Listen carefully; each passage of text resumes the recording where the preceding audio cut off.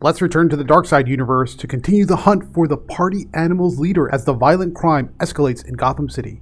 Meanwhile, Alfred Pennyworth offers a helping hand. What's going on? It's all right here in our review of Absolute Batman number 2 from DC Comics. See you in 3. Welcome back to Comical Opinions. This is our review of Absolute Batman number 2. Writer Scott Snyder's sophomore entry in the Absolute Universe's flagship title is, to be frank, a mixed bag of developments that either range from decent, and maybe even a little bit okay, to so-so, which is not okay, to, in one case at least, very eye-rolling.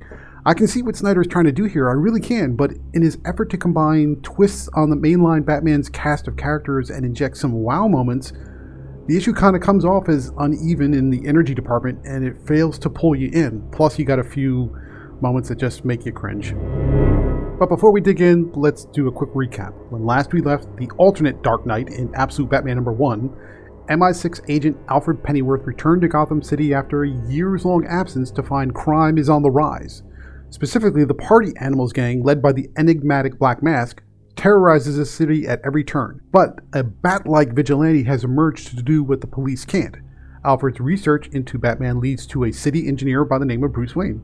The issue ended with Alfred's previous assignment, a character by the name of the Joker, making big moves on the international stage. And that brings us to the current issue. We're going to recap with some commentary, give you a little bit of the pluses and the minuses, and there we go.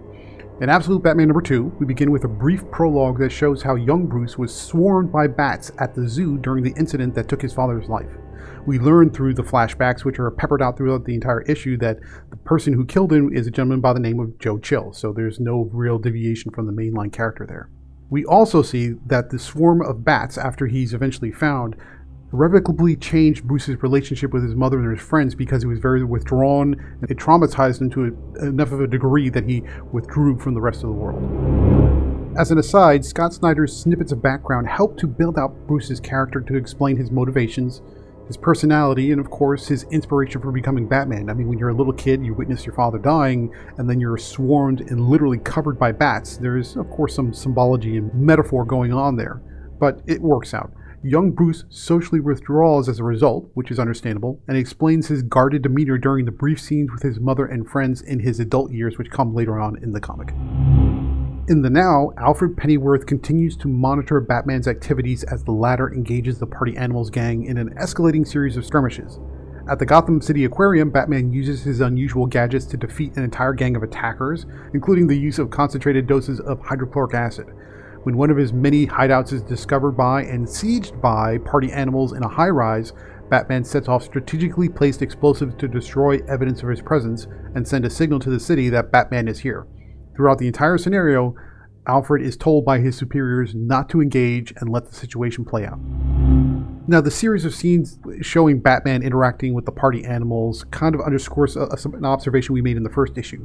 Batman's battles with the party animals continue to suggest that Alfred's observation in the first issue that Batman doesn't kill increasingly appears incorrect. Batman douses the entire party animals group with hydrochloric acid in the aquarium, which threatens death from toxic inhalation. Batman sets off explosives in a high-rise while the party animals are trapped in the upper floors. If Snyder intends to show Batman is so precise with his attacks that regular threats, which would normally kill scores of people, are not lethal, to be blunt, he and Nick Dragotta are doing a very poor job of making that point seem plausible and or realistic. And I don't mean realistic in the realism sense. I mean, this is still a comic. You have to suspend your disbelief a little bit, but you have to at least look at the context of the scenario and say, yeah, that makes sense. Here, he's doing a lot of things that a lot of people should die from, and it doesn't make sense. Meanwhile, let's catch up with Mayor Gordon. What's going on with him? He continues healing in a hospital after the press conference attack in issue number 1. When Gordon receives a number of visitors, including Martha Wayne, Barbara Gordon, and Officer Bullock, talk turns to how the party animals' attacks may make the mayor's efforts to stop crime look ineffective. In effect, the whole thing looks like it's paving the way for the former Mayor Hill to win a re-election bid. Elsewhere, Bruce Wayne arrives at a card game with his childhood friends. Much to their surprise, they thought he's basically incommunicative and he's not at all interested in still being their friend, but he shows up and he's there to make friends, but maybe not so much. Bruce, not so subtly, pries his friends about information concerning the party animals. The conversation takes on a more serious tone when Bruce produces one of the party animals' skull masks, the one that looks like an ape, for input on the intricate wiring it contains. Harvey Dent offers a tidbit that former Mayor Hill might be receiving a PR push against Mayor Gordon due to the party animals' attacks, and the former mayor is funded by an unknown benefactor. Meanwhile, Edward Nygma is very interested in the wiring in the mask. The issue concludes with Batman hacking into the former mayor's election office looking for intel, an ambush by the party animals, because he was expected, and an escape that will either make you cheer or, in this case, roll your eyes out of your head. Alright, let's talk about the positives and negatives, because that's really what it boils down to here. Talking about the positives, you can tell Scott Snyder is thinking through all the little ins and outs to build out the full breadth of the absolute Batman mythology in record time without walls of narration or unsatisfying shortcuts. You could argue, and I would think rightfully so, that Absolute Batman number 2 covers too much ground at once, so the issue may feel overstuffed to some, but Snyder keeps the threads moving in the same direction with a clarity of purpose, and you see where he's going. So even though there's a lot happening all at once, at least you're directionally correct. I'll switch over to the negatives, and unfortunately in this case we think we've got more negatives than positives. Yes, the issue feels overstuffed by Scott Snyder's push to flesh out the entire Absolute Batman origin while following through on a criminal political conspiracy mystery at the same time. There's a lot happening, a lot of different threads going on at the same time. You can kind of keep track, it's pretty okay, but there seems to be like a lack of focus, so it feels a bit bloated. And yes, to get all that information in, this is a dialogue-heavy issue. There is some action, but it's more talking than moving. The two brief action scenes are, I would say, pretty well done, but the rest of the issue leans on expository dialogue scenes, so the energy is pretty low. It's not necessarily slow, and the dialogue scenes aren't necessarily bad. You do get useful information out of everything, but this is a pretty sedate issue compared to the first one. Yes, we're going to underscore this point because it's an important one. It's central to Batman's core and his mythology. It's very hard to believe that Batman's gadgets haven't killed at least one, if not multiple people, which runs counter to a core aspect of his personality. At the very least, this issue confirms people are maimed by his gadgets. They say it outright: I've lost toes, I've lost limbs. So this is a more brutal Batman, it's a more violent Batman, and from all outward appearances, probably a lethal Batman, which is a distinction from the mainline Batman that I don't think anybody is really necessarily clamoring for. And yes, the big wow moment is what you get here, the final pages, which unveils the massive Absolute Batmobile. This reviewer's reaction to where it's stored and how it appears, I'll be honest with you, just rolled my eyes down my throat and into my stomach. The only thing that's missing is Hulk Hogan breathing fire while playing an electric guitar as he body slams a crate full of Slim Jims. Snyder went for cool to the extreme, but the Absolute Batmobile's debut comes off as silly and cartoonishly dumb. Let's switch gears for a second and talk about the art.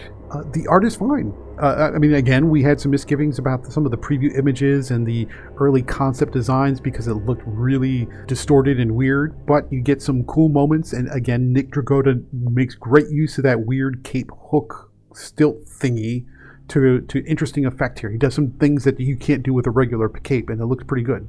Batman's pinhead physique looks cooler in action than it did in the concept art, again, because that body type is a little bit unusual, but sure, it works. And the action scenes are handled well.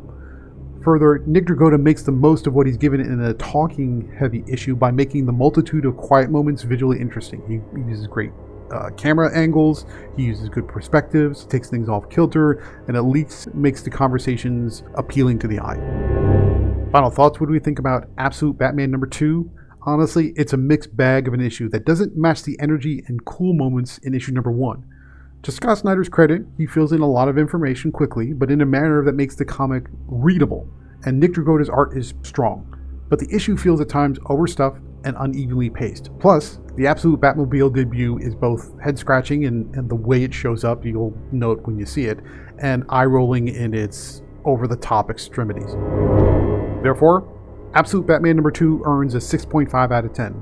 I wasn't sold on issue number 1, but it was much better than I expected. Issue number 2 is an unqualified letdown. But what do you think? Is Absolute Batman still your favorite of the Absolute Trinity books released so far? Leave a thumbs up if you found this review helpful, and drop a comment below with which Absolute character that hasn't premiered yet is on your must-have list. I believe we have Flash and Martian Manhunter coming up. Also, remember to click on the link in the description to read the written review, check out the variant covers and preview pages, and buy this comic to help support the channel. Your support, of course, is always greatly appreciated. So thank you very much for joining, and stay tuned through the outro for more reviews just like this one.